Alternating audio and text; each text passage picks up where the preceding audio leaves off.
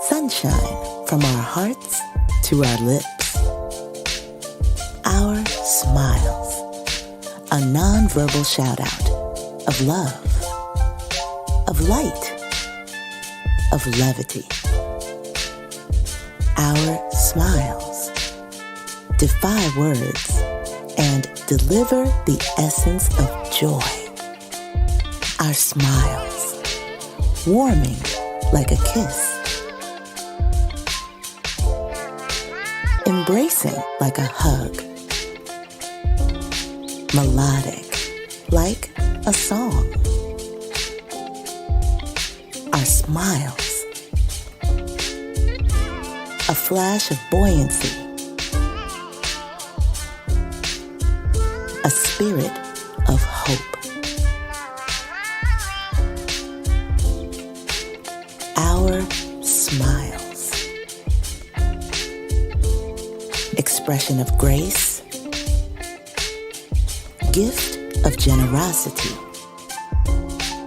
assurance of gratitude.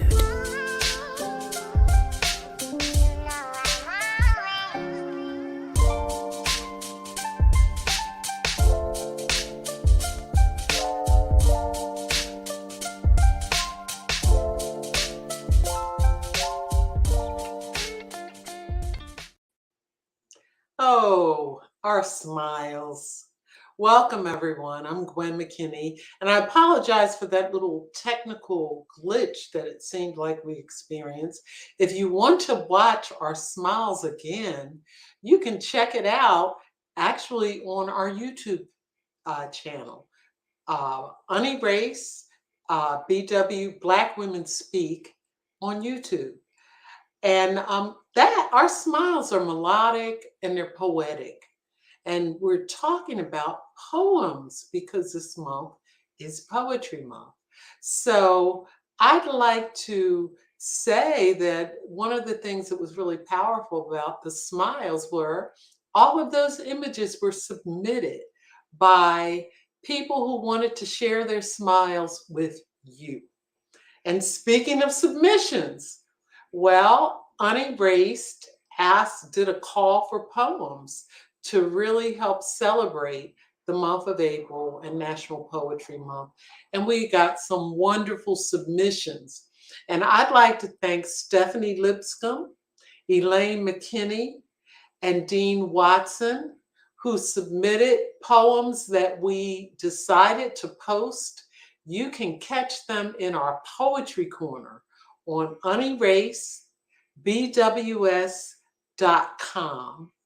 And want you to invite you to check it out because these poems are phenomenal. I think one of the poems will be read a little bit later in our show. So I have the distinguished task to say, for those who may not be as familiar with Unerased, what do we do? Who are we? Why are we? Well, I want to point you to a 90-second explanation on the screen, our public service announcement about us. Black women's voices are often muted or erased. Our solution? Unerased Black Women Speak. We are a public engagement initiative committed to shaping narrative and creating content that amplifies Black women's voices and their civic activism. We partner with Black women to be seen, heard, and felt in the public square.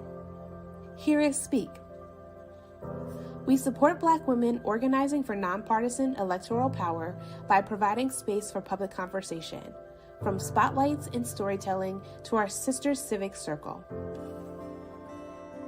We share the achievements and actions of Black women who consistently impact culture, community, and our daily lives. We bring talent, tools, and strategic comms vision to civic engagement. You can tune in to our monthly live shows focused on issues Black women care about. Also, subscribe to our YouTube channel for video and voices capturing our stories and interests. Check out our directory, Celebrating Black Women Achievers and Change Agents. Visit unerasebws.com, a hub for tools, events, storytelling, the Unerased Black Woman Speak podcast, and our newsletter. Black women are a powerful force for challenge and change. We won't be erased. See, hear, and feel us speak. Okay. And to speak, to see, to hear, to feel, I'd like to welcome my colleague and friend, Marcy Thomas of the Brown Girl Collective, who is basically our moderator for the evening. Hi. Hi, Gwen. It's good to see you. Yeah, you've got a great show planned, and I understand there's going to be some poetry reading going on as well. Yes, there is. Yes, there is. And I'm really excited to see who all of the favorite poets are. So if you're watching as we're talking tonight, something resonates with you, please leave a comment and share who some of your favorite poets are, because we want to make this an interactive experience. So thank you, Gwen, for allowing me to step into the Unerased Speak space. And I look forward to doing this again and again and again. And we will have a great show. And to everyone, thank you for tuning in. Yes, absolutely. All right. So everybody, once again, I am Marcy Thomas of Brown Girl Collective, and I am super excited to be here with you for a very special event as we talk about poetry. Our actual title for the night is Black Poetry is Black Power. And we know that whenever we can use our voices and be able to speak truth to power, that is something that means a lot to us and all of those who get to hear those voices. So tonight I am especially pleased to have a couple of great people with us. They both have names that start with R. That wasn't planned, but that's just how it worked out. So our first distinguished guest is Rose Marie Mealy, who is an adjunct assistant professor at City College of New York Center for Worker Education. She is a longtime activist and artist who participated in the Black arts movement during the 70s and 80s and was a member of the Black Panther Party. A writer of both prose and poetry, her poems have been featured in numerous publications to include Lift These Shadows from Our Eyes, an anthology of African American women, and the Nethula Journal of Contemporary Literature. Her powerful poem, Juneteenth Reparations, is also featured on the Unerased Black Women Speak Poetry Corner. So be on the lookout for that. So welcome, Rosemary. Oh, thank you so much, Marcia. Yeah. Can you hear me? Yes, I can. Yes.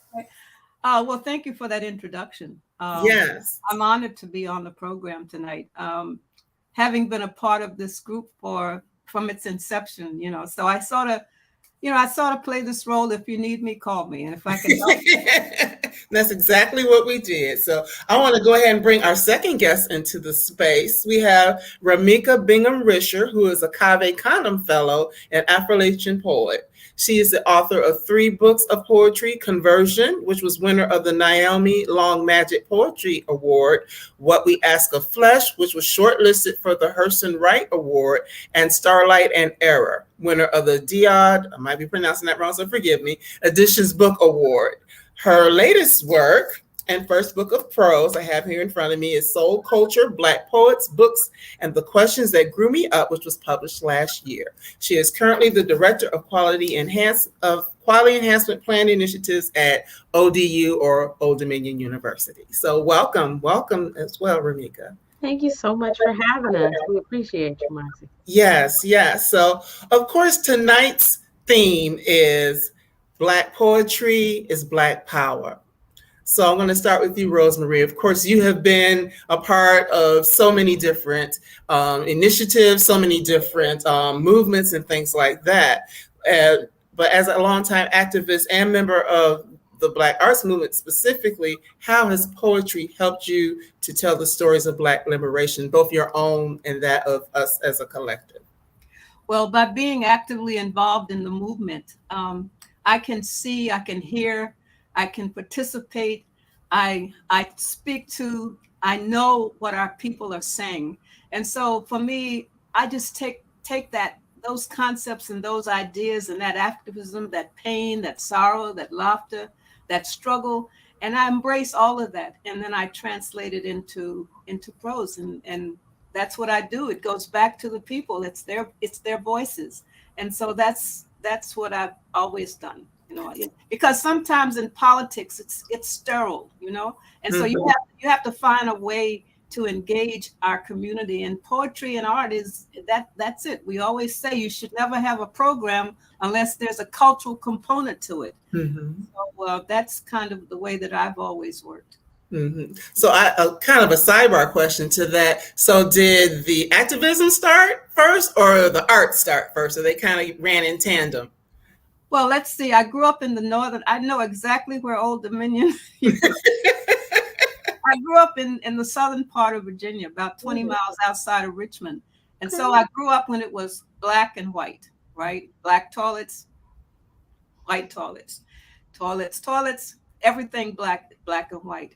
And so what I would do, even in school as a young person, I would always use my writing skills to create plays. And my mother especially, really encouraged me to do that. And I would often find myself producing plays in elementary school. And then, later on, that became something that became more formalized. So let's say that the activism is there also, because we were involved in the struggles against racism, and the struggles to be a more human society. So I think that I separated the two for a long time.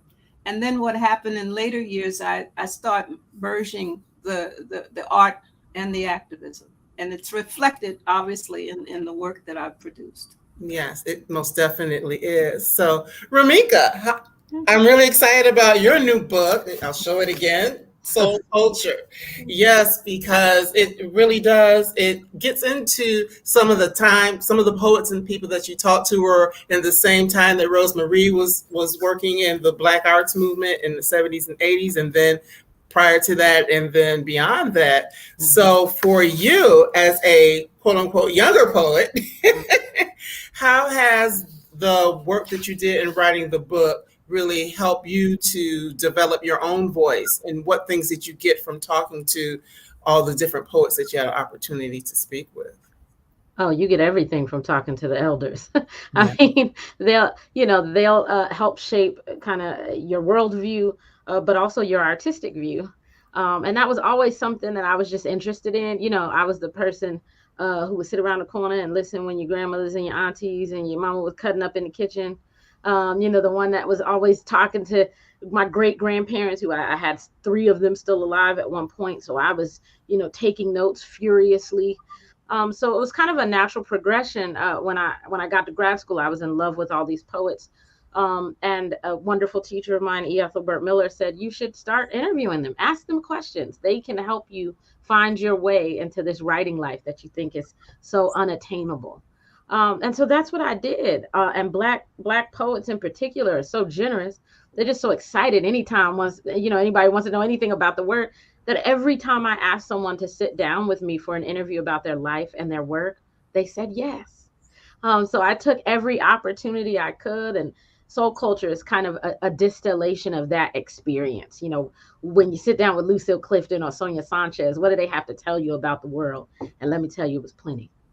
Yes, I can only imagine how powerful that was for you, because in reading part of the book in the beginning, you were talking about how you looked at these writers as these, mystical, mythical, magical beings. And then you were kind of told, hey, they're regular people just like you are. So maybe you should sit and have some conversation. So I love how you were able to actually do that. Yeah. And it shifts your perspective, of course. When you're young, you think, everyone who is doing something that you can only dream of is spectacular. So, I remember, Ethelbert telling me, you really got to get over this awe syndrome. Back before Black Girl Magic was a term that was a term that we use. He said, if everybody's magical, like, how do you chart your way to magical? And that was a really good question for me. Because if I was planning on making my way into the artist's life, and I thought it was miraculous, like it didn't have anything to do with work and skill and making sure that you made time for the art, well, then I was missing some of the point of like these living, breathing folks who had just sacrificed for the work. And so that's what they helped continue to teach me to this day. That's really powerful. And once again, if you're watching, if you want to share who some of your favorites are, we'd love to hear that. Just to know who you're reading, and perhaps we enjoy some of the same people. So I'll go, Rosemarie. Speaking of favorites, who or what was it that inspired you in terms of poetry? Because there's a lot of different ways that you can write. You can write songs, you can write prose. There are other things that you can, other mediums. So what was it, or was there anyone that kind of inspired you to do poetry specifically? Well, during this period, there's a whole collective, and Ramika has addressed that. I mean, I worked with Ethelbert. Like some of the publications that he was producing, he said, look, we got to get this together. You have to, we've got to find people who are going to make these publications work. So, I mean, so it was a collective, like Jane Cortez, for example, one of my favorites. People used to mistakenly see me and call me Jane, or Jane called Jane Rosemary. But Sonia, I knew Sonia, and also Sophia Henderson Holmes. These are sisters. Well, particularly Jane and Sophia, I lift up I lift them up now because they're ancestors. So you had this incredible collective of women and men who wrote poetry, but we did other things. We're struggling to change the society, and poetry is that medium, that we use to do that. Some of us, not everybody. I veered more to the radical left, and so I had to find ways of ensuring that I could still have a voice within that movement. And so the people, I mean, I mentioned some of the people, obviously the earlier poets, Sterling Brown, the male poets, and in reading some of the literature of many Black women who had written during that period. Lucy Parsons, for example, people never thought of her as a poet, but her writings are lyrical, and so, I mean, even Ida B. Wells's work, so you found that poetry in the prose oftentimes, and you were impacted by that, and you wanted them to transform what you were learning, and those people that you admired, you're standing on their shoulders, and you wanted to carry forth their work. So the Amina Baraka, for example, a lot of people don't know Amina as a poet because she lived through the image of Amiri, her husband. Mm-hmm. An incredible poet, and we worked together. So those were some of the sisters that I so admired, and even Sonia as well, obviously. I can't even imagine what that would be like to be in those spaces, to be with some of the greats. And of course, you are counted amongst them. Now, Ramika, I know that you kind of started out following male poets more so. So who were some of your inspirations, and how did you find your way towards learning more about more of the Black women writers and poets? Yeah, I mean, I think, for so many of us, you get so few Black poets at all. So the first poet that was brought to me in a classroom in 5th grade by our teacher was Langston Hughes. Yes. And so, and it was a Langston Hughes poem. It was Mother to Son, and it sounded like my grandmother. It's a persona poem that's written in the voice of a woman. So the poem starts, well, son, I'll tell you, life for me ain't been no crystal stair. It's had boards in it, right? And so I was like, oh my goodness, you can write poems that sound like the people I know. So that was kind of one of the early sparks for me. But then women started trickling in very soon thereafter. Eloise Greenfield is a poet who was writing many beautiful children's books and books of poems. Honey, I remember just kind of blowing my mind when I was younger. So those were some of the really early poets that jumped out at me. And then, people that I loved, those are often the people that I kind of ran to and begged to interview, like Forrest Hamer and Erica Hunt and A. Van Jordan and Honore Jeffers. So there's so many, contemporary poets coming up that I've just, continued to adore. Yes. And yes, some of those I know. I like Honore, for example. I got into her more so because of her prose, her thick book that she wrote. Right. But yeah, she's definitely a very well-regarded poet as well. Yeah. So, we know that we're living in a time where there's so many things going on. You got social media, stuff in the news, music, what back in the day when I grew up, we may have only had 2 or 3 TV channels. Now we've got hundreds and streaming and all these sorts of things. So with so much going on around us, what is it that really currently inspires you to put pen to paper? I'll start with Rosemary. What is it that inspires you to, Well, it's the international, it's the reality of what's going on in the world, and also domestically. Like you mentioned the poem that I wrote for Unerased Black Women. That was doing last year, year before last, when we were really talking about the issue of reparations.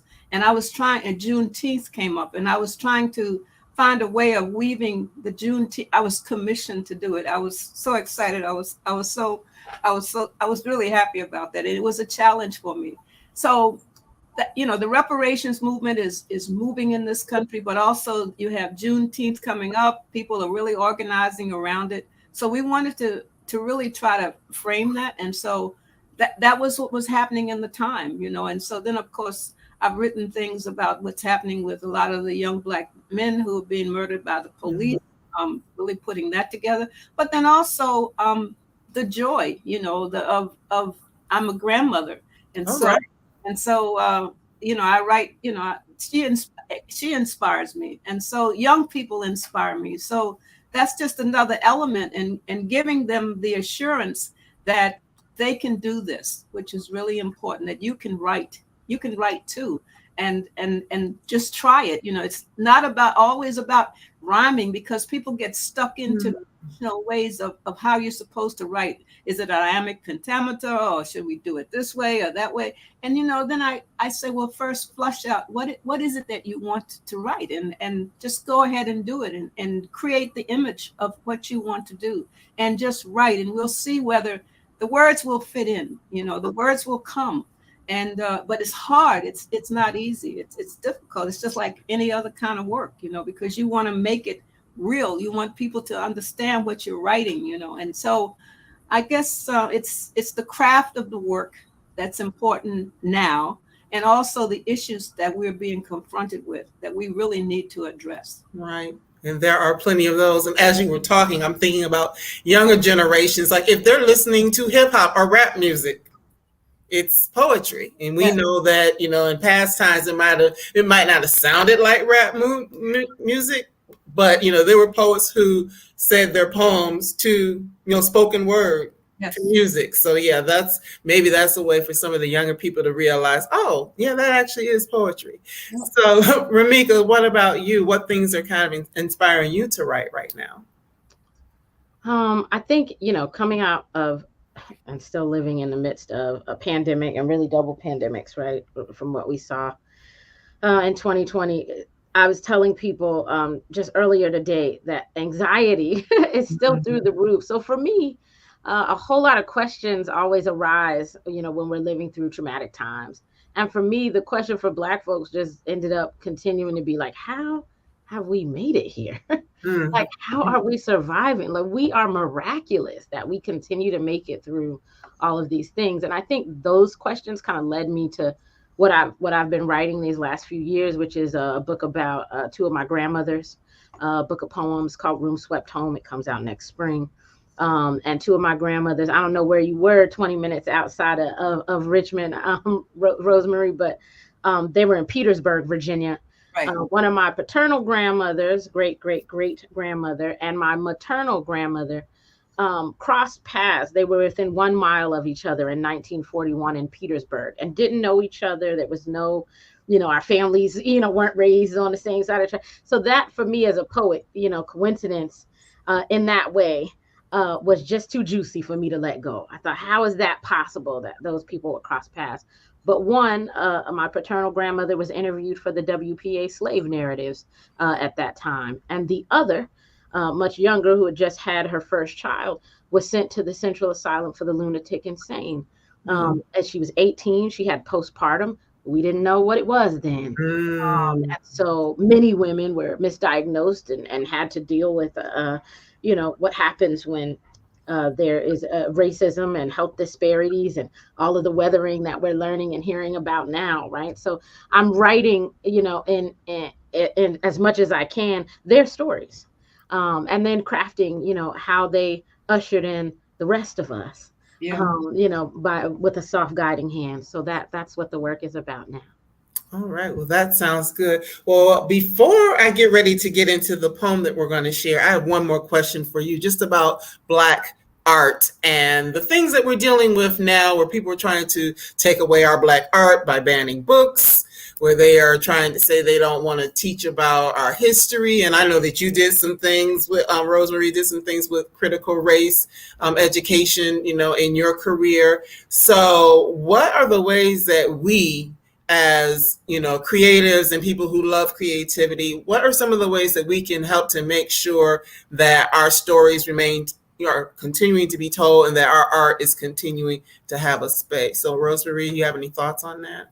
Well, yes, it's reminiscent of how we came to the point where we were, public forums, liberation schools, summer academies, writing academies for young people, doing the summertime camps where the kids can come, where you have the poets to come, the writers to come. You take it out of the formal institution and you take it into the community.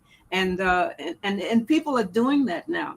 People are working and they're doing that. There's a brother in Florida who, although the books are banned and many of the sites, the historical sites, you can't talk about them. So what he does, he's organized parents and young people to take bus trips, and he's doing trips to all those historical sites, and he's teaching history that way. And like the work of Zora Neale Hurston, Our Eyes Were Watching God, has been banned in Florida. And so what he's doing, he's taking young people to her hometown, to Eatonville. And so that's what we have to do. We have to recreate some of the older models that worked, and that's taking it back to the community, to the Freedom House, and recreating our own institutions to ensure that our culture is it's not banned. They're banning it because it's so powerful, Right. So, yeah. That part is too powerful. And you, Ramika, any thoughts on, ways that we can make a change or keep things going? Yeah, I mean, that's the first thing, right? Keep writing. The same way that Rosemary is encouraging her granddaughter. I mean, this is what we have to do with, not only the students that are under our wings, but the children that, we continue to like usher in ourselves, whether they're our children or just other children that we love, but also our resources. I mean, I try to push, anytime they ban a book, I try to buy copies and push them into the hands of people that, I know will need them. I'm in my office. I can see Rosemary's in her office too. So all these books behind me, I just had students come in and just grab books, right? Everybody's got their books behind them. Just grab books off the shelves because I want to make sure that, things that are taken away via access, that the people that have the power and the means are giving it back.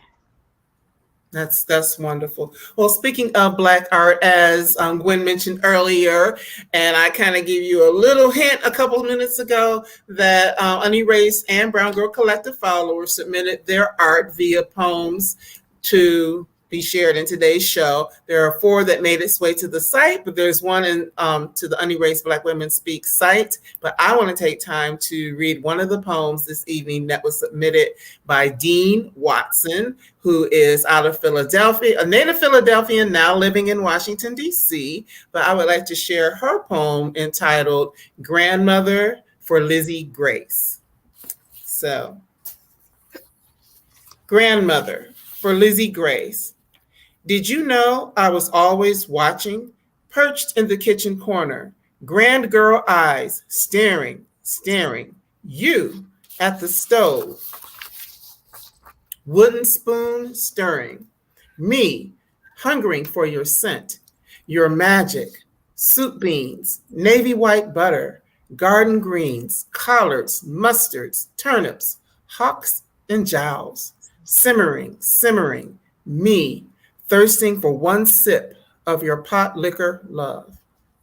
Did you know I was always gazing at your slippered feet, standing back, bending, you tasting, humming some spirit song, lovely, hair piled high, eyes brown like mine, me wondering, wondering at the apron bound round and round your waist. Your dreams wondering at your body that bore 9 babies and still conjured grace. My dear grandmother, longing, longing from across the room, waiting for you to turn, to see me, to tell me how to survive in this place. And that is Bernadine or Dean Watson's poem, Grandmother for Lizzie Grace. Nice. Yes. Yes, I really enjoyed that one. So I hope I did it justice in reading it for her. So in terms of poems, since both of you ladies are poets, I would love to have you share something. And this time I'm going to flip it. I'm going to start with you, Ramika. If something you'd like to share. We appreciate you. Thank you for the heads up. I'll just read a poem that's in soul culture. It's called Young, Small, and Growing, Often Violently. And that is the way that NASA describes new stars in the sky. Young, small, and growing, often violently. Music can't save you, but it marks a place. And the knife can be a fierce negotiator. I learned this reckoning from the women raising me, my mother's 4 sisters, my father's 3, grandmothers, play cousins, surrogate aunties. They crowd the table, throwing cards and customs warbling. I take a shining to everything they allow me to hear. The whiz and kingdom melodies, Motown handle every haunt and opening. They tell me singing is my gift. Use it for rapture, not apology. And to cut any boy who messes with me. At funerals, weddings, school assemblies, my voice is their tender yield. Boys, brave enough to try me, always learn what I'm learning to be. A straight blade, a canticle, bigger than their scattering. Curve and contour of mother's hands, echo, aurora, an orchestra, a galaxy. Nice. You might not be able to hear me snap. I don't snap that loud. I can see you've been at the poetry readings. Yeah, I don't snap that loud. That was beautiful. Thank you so much for sharing. Thank you so much for sharing. I'm sitting here thinking about like, okay, who do we have to cut now? What's going on? Right. I mean, these women, they were tough. Tough love had a different meaning sometimes. Wow, that was beautiful. Thank you so much for sharing that. And so, Rosemarie, is there anything you'd like to share with us? Well, thank you. I was trying to find something that would be appropriate, quote unquote. Well, I've also been quite influenced by sisters from other countries. And one of the poets that I've been really influenced by is Nancy Morejon from Cuba. And so when I was living in Cuba, I had the fortune, I was able to live there. And so, but it was being away from home. So, but it taught me a lot. And so what I did, this poem that I'm going to read now is called Patterns. And hopefully you'll get the same understanding of it. Here my mind touches the stillness which speaks silently to me, caressing my woman spirit and touching my soul with a delicate kiss planted there by an invisible design of the forever, unknown, which during these days seem to be tracking my destiny. In this place, I write poems about love and feeling and spirit and dreams and love things, only to retrench in flight every now and then to another part of yesterday's terror, separated from tomorrow's anticipation, where people fight with the police on the street and in crowded subways, men rape women. Here I come to the temporary reality of telling myself that I don't have to play darting eyes with strangers because they have tasted the real meaning of freedom.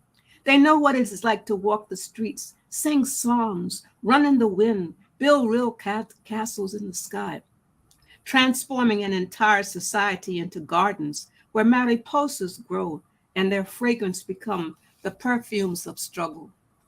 Here I am in this place, In the midst of eternal greens on one side of a space separated from the mountain terrain, palm trees stretch out their beauty like a lover's arm. Sabers dump in natural fowl, whose unstretched branches are a haven to mortals escaping the fires of lightning bolts.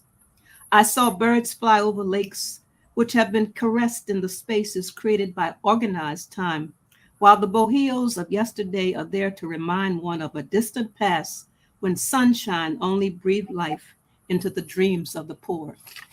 Mm, Beautiful. that's beautiful Beautiful. and powerful. So yes, Mm, you too. I say I just don't snap loud, but beautiful. yes, that's beautiful.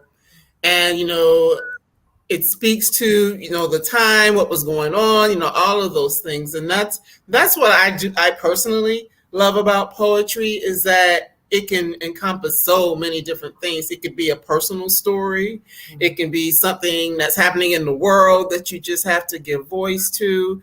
It could be a lot of different things. So I really do like that, and I like that. We kind of saw that just in the things that you just shared. One felt more personal, and the other felt more like talking about what's happening in the times around you. So yeah. So is there anything that well, actually I have another question. I was going to ask you what you guys are working on, or if you're working on any poetry right now. But my other question is, before we get to that, is there anything that you would say to someone who wants to write, who wants to figure out how to find their voice, who may be struggling to do so? Is there anything that you would suggest? I know you said just to write, but are there any other tips or tools that you would give to someone who's really trying to find their voice through poetry or other forms of writing? And I'll go back to you, Rosemary. Well, I think one thing, you have to know, what are your passions? And once you identify your passions, then write about your passion, and that passion could be that you are disillusioned with what's happening around you. Write about that. Or it could be that you're struggling with some internal things about yourself. Start writing about those kind of things. And then you build from that, to more broader themes. And so, when people say, well, just write, well, yeah, but you need some kind of framework to work from. So that's why I always tell people, well, think about internally what drives you, what moves you, and then go from there, and you'll find out that you have pages and pages, and then you go back and you edit it, and next thing you know, you have a powerful poem. All right. Ramika? Yeah, I mean, my advice to folks who are really thinking about entering the writing life is always the same: to read 10 times more than you write. Mm-hmm. So if you write one poem, you should have read 10 by poets that you're particularly moved by. Writing is maybe the only profession where we say, oh, you don't need to do any of look at any of your exemplars or your models. If somebody told us, well, I want to be a doctor, we wouldn't say, well, just go find a body and just go ahead and start working on that. Right. So really, I like to tell people that because one, there are so many different, you've already pointed this out, Marcy, there are so many different voices, different ways to enter poems, different things that might move you, that link to your own passions. And you can see how it's already been done. So you can find a way to do it differently from those, who've come before us, and also how to build on those skills that people have laid the foundation for. So read 10 times more than you write, then start to write. That's good. And is there a difference between spoken word and written word? Is there really a difference in the way that it's done? The way that it's composed, or or written? Is there a difference, or not really? Well, I don't think so, because each era of our history, creates new forms. And so people, that generations find their own ways to articulate their realities. And so spoken word with music, great. Rap with music, great. But just getting up and just singing and dancing with the music. I mean, there are poets who are also dancers, and they're performance poets. I used to do a lot of that, and so it's the how creative can you be? It's just so wide open. It's basically how I would respond to your question. Yeah, I mean, I agree. That there's all these there plenty of labels, plenty of boxes, right? Like spoken word and, performance poetry, or, poetry for the page, literary poems, and those are all different boxes. Well, I want all the boxes because I want to be able to do it in any way. But I also want to be able to, particularly, my favorite poets are the poets who can do it all. So the poet that, like a Patricia Smith, who, her performance is outstanding. And her for the way that she kind of breathes life into poems on stage, but also the way that she composes poems, particularly like, formal verse, even writing crowns of sonnets about Motown. I mean, she's somebody who can keep you as engaged on the page as off. And that's what I'm going for. Right. Now, go ahead, Rosemary. The thing that I admire most are people who are able to live by their craft, and there are a lot of sisters, particularly out there, who are doing that to some level. In my generation, with the exception of one or two people, we were not able to do that. So we had to find other forms to survive and to be an artist too. But I really admire those poets who are able to earn their bread and butter by poeting.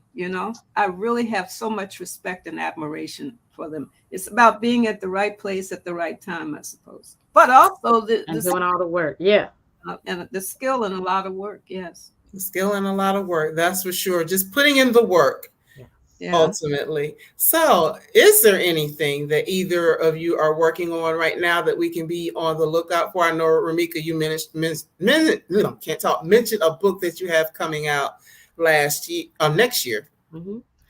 So that book of poems is coming out next year from Wesleyan University Press. It'll be out in February. And in the meantime, I wrote a novel a few summers ago, and you won't see that for at least a decade. I can guarantee you that. I'll be working on it forever, but that's what I'm writing on this summer. Okay, that sounds good. And for you, Rosemary?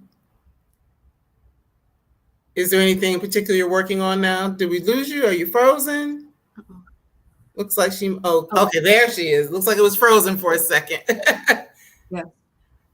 What was the question?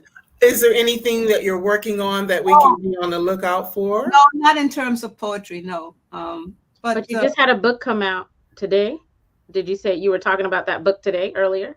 No, I was speaking to a group of young people. No, I don't have any poetry coming out anytime soon unless I'm asked to do something. Then that's when I write, oftentimes now. I write on demand.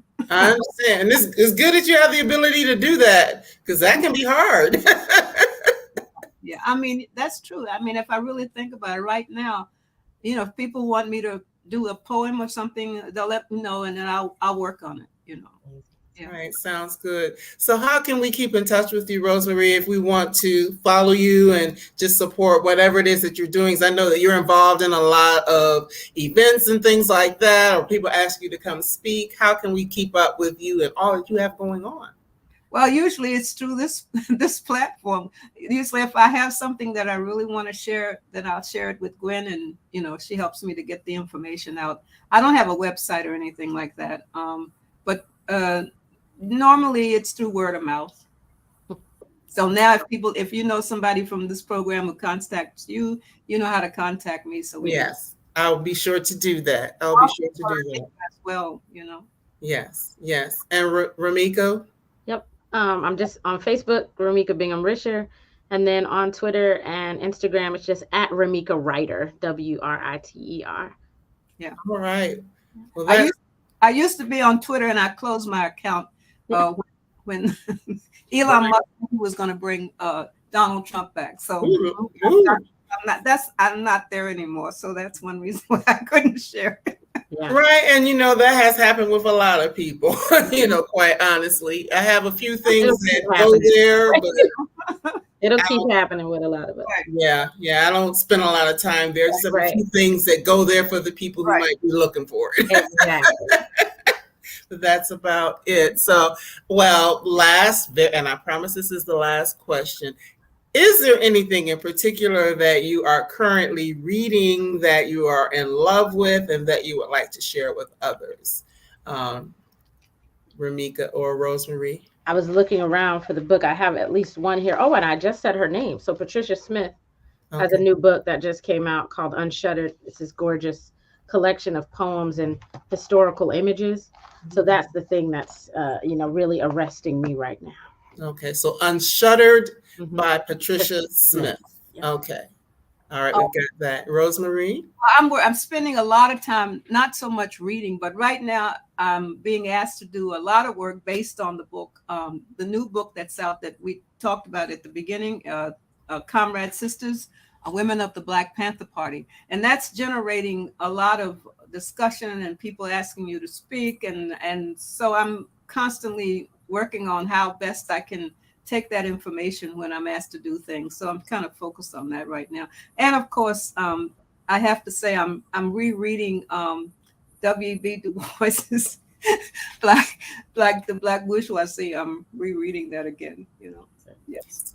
And I think it is good to revisit some of the things that we read before, because it looks different, it sounds different, it feels different when we go back and revisit some of those things. Because I can think of it's not poetry, but the first book that I really remember reading by a Black women writer was Alice Walker's The Color Purple. Oh, right.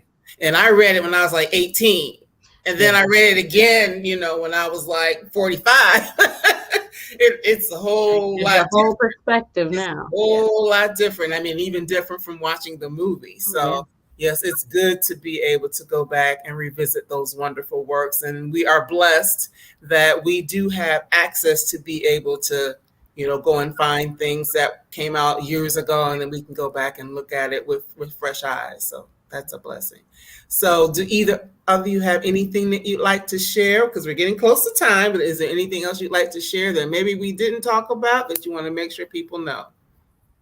No, I think you covered everything for me. All right. All right. Read more poems. It's Read more poems. Read more poems. And I'm going to recommend your book, Ramika, Soul Culture, Black Poets, Books, and Questions That Grew Me Up. Actually, we do have our spring book list. Unerased Black Women Speak does have a spring book list. Your book is included on that list along with many others. So please be on the lookout for that as well. I think they may scroll something about that on the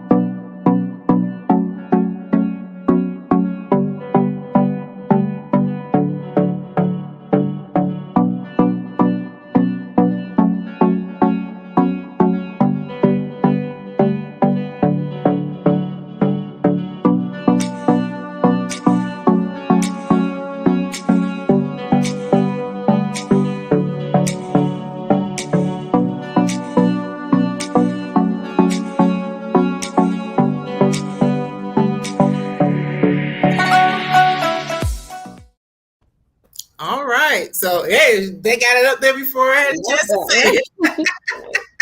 But yeah, so we are really excited about that. And that will be posted online so people can go and, take a look at it and, really hone in on which books they may want to read. So thank you, ladies, for your time. I really do appreciate you being here, giving of your time and your talent.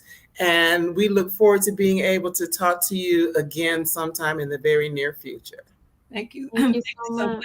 Yes. You're welcome. You're welcome. And to everyone who's watching, thank you for taking the time out of your busy evening, or if you're catching it in a replay, thank you for giving your time to these wonderful women writers who are just a couple of so many others that we could have invited, but we are excited to have had them with us tonight to talk about all the ways in which Black poetry is Black power. And so we look forward to seeing you again here real soon. Thank you so much for your time and have a great night.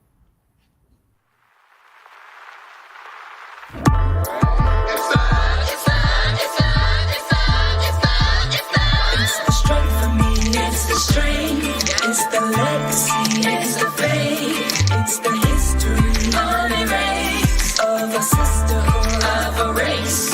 It's the strength for me, it's the strength, it's the legacy, it's